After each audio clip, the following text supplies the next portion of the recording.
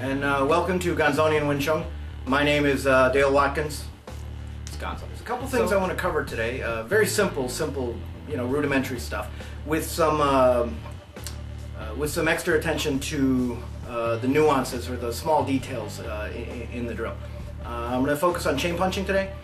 One of the things that I see a lot of people do when they're practicing their chain punches is they actually bring their hands way back here, and not that that's necessarily wrong. For this drill, my intent is to reduce the distance that my lead hand retracts after I've chain punched. The idea being that if I can train myself to have a physically smaller chain punch without sacrificing power, then I can deliver more punches faster and harder. So that's the entire intent of this video, is just to show you a couple of drills that I've been working on. One in particular is working on power, and you'll see that in just a moment. So thanks for checking this out. I appreciate it. I love you all. That's a bit strong. Some of you. And no, everybody's great. Wing Chun's the greatest thing ever. Remember, Wing Chun means, literally translated, means hurting your opponent's feelings.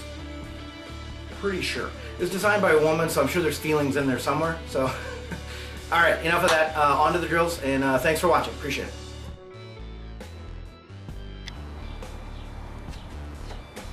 Okay, so here's a real simple thing you can do. I've taken a 4x4 square of pine wood, mounted it onto a 6x6 on my deck, and all I'm going to do is some light chain punching. This is just for hand conditioning and to kind of get your timing down and to get your position, your chain punching position honed in. Okay, so just watch. And all I'm doing is I'm bringing my hand just behind my wrist. I'm trying not to come back too far.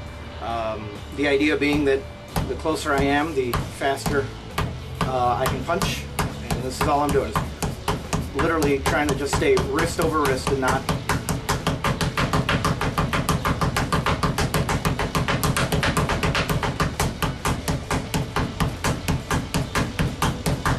So that's it. That's the whole thing.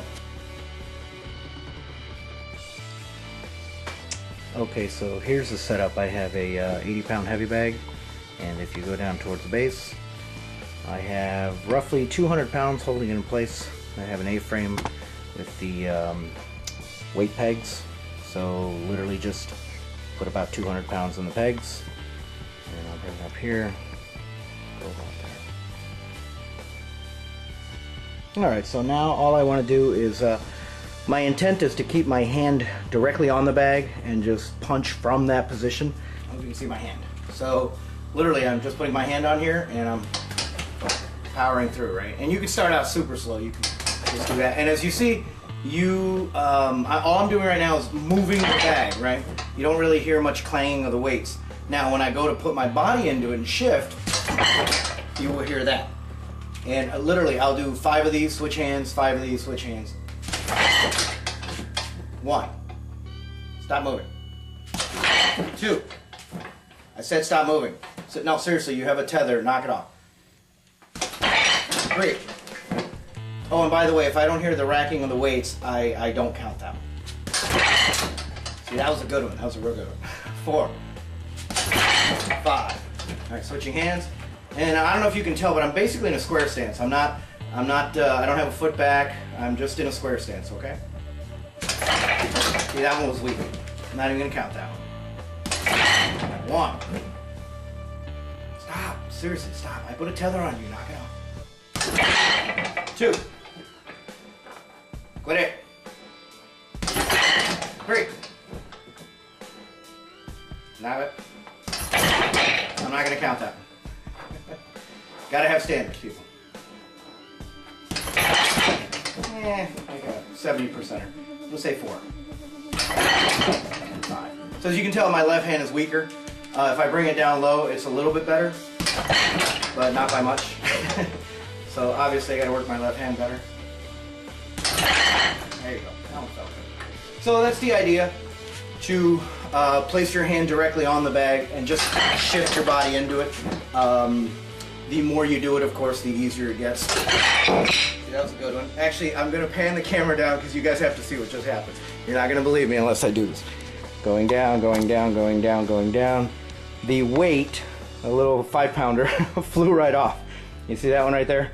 That one right there? It flew off. I didn't intend to do that. I hit it hard enough that it did that. The great thing about this is that this drill works really well to help you get your power down, be able to root down and strike from the floor. My favorite thing about this is the numbers. 80-pound heavy bag, and I've got about 200 pounds holding everything down. So from my no-inch punch, if you will, I'm generating at the very least 280 pounds of energy, power. And you know, I don't know what that translates to in miles per hour or you know, pounds per square inch, but getting hit with 200 pounds of anything is going to hurt, and 280 is going to hurt that much more. So it's a nice little drill. I hope you like it. I hope you use it for yourself.